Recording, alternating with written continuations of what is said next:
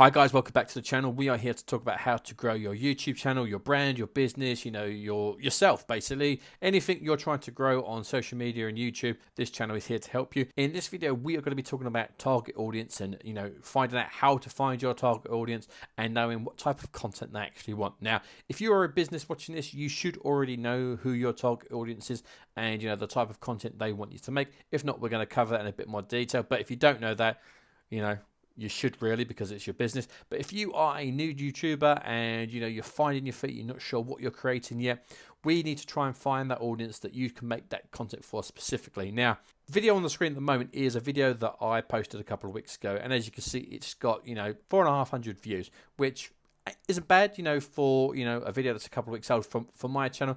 And some people might be thinking, well, that's not millions of views, Matt, that's not thousands of views, but other people might be seeing this and going, well, I'm only getting 2 or 3 views on my videos, so that's pretty good. So it's all relative of scale. For me specifically, this is a good video, and the reason for that is I know that this video is going to have 2,500 views in the next 6 months, guarantee it. And the reason I know this is because I know my target audience. Now, not this channel, but my main channel is a channel about making comics. And one of the questions that I get asked most by new creators is, how much does a comic artist cost to hire? It's a question, I get it 2 or 3 times a month. It's questions that I got in my comments on my YouTube channel. So I knew that this was a video that my audience, my target audience, wanted me to make. So I have made that for them. And in the last couple of weeks, it's got me 9 subscribers, 4,500 views, and 34 hours of watch time. For me, that's not bad. But I know this is going to keep getting bigger and bigger and bigger, because it's something that people always want to know how to do, or in this case, how something costs. And this is going to keep getting bigger and bigger and bigger. How do I know this? It's happened to me twice already on this channel. Now, this other video is a little bit older, but as you can see, this is starting to take off. It's been up, I think this one has been up for about 5 months or so now, and it's got 1,000 views. And in that time, it's got me 19 subscribers. But as you can see, there is a trajectory that's going up in the actual views now, because YouTube is pushing it out more, because I've been adding more and more content onto YouTube, building my authority. But again, this is a question that I know my target audience wants me to answer. It's a question I get on Twitter a lot. It's a question I get in my DMs a lot. It's, how to find a comic book artist.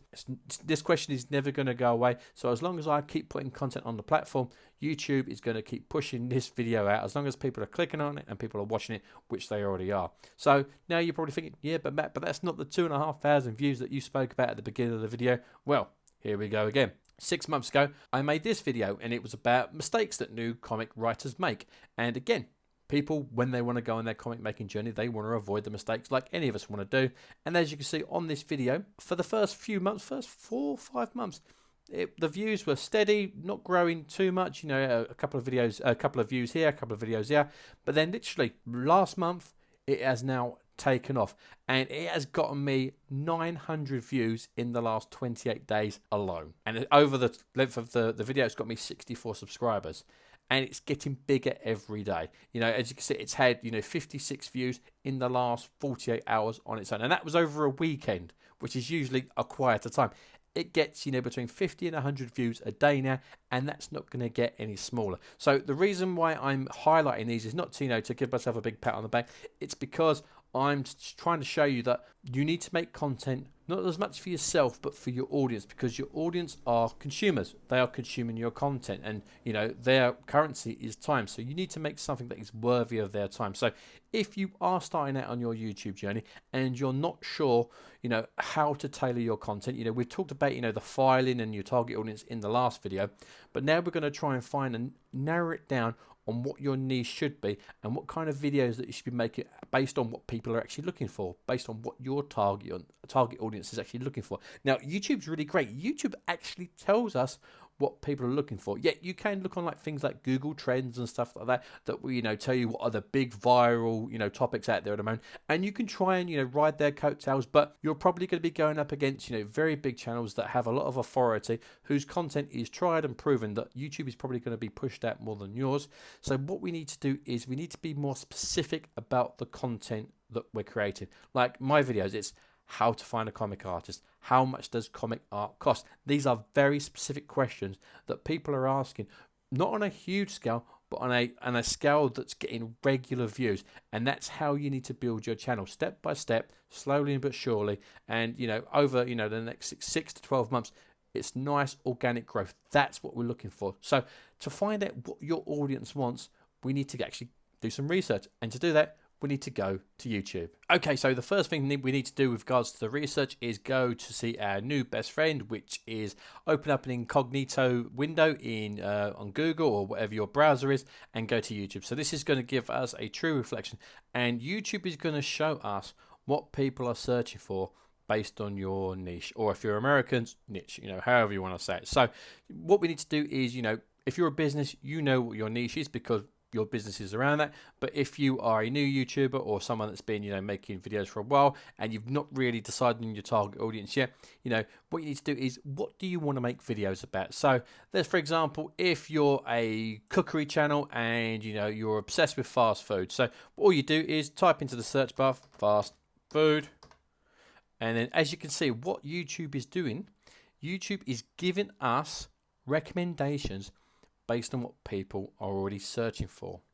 So again, because fast food is such a broad subject, what we need to do is we need to drill down to smaller search terms that have a smaller audience, and we need to build that audience, build that authority within YouTube so we can later expand and get bigger and bigger and bigger. So based on that, what we can do is, you know, press the space bar. Then if you press A, what it does is it gives you all the other recommendations, narrowing down that I've got fast food and then A. So it's coming up with fast food at home. So put in fast food at home, and then it's given us more suggestions of stuff that people are searching for. So fast food at home, easy. Fast food at home, recipes. So if we do recipes, recipes easy, recipes homemade.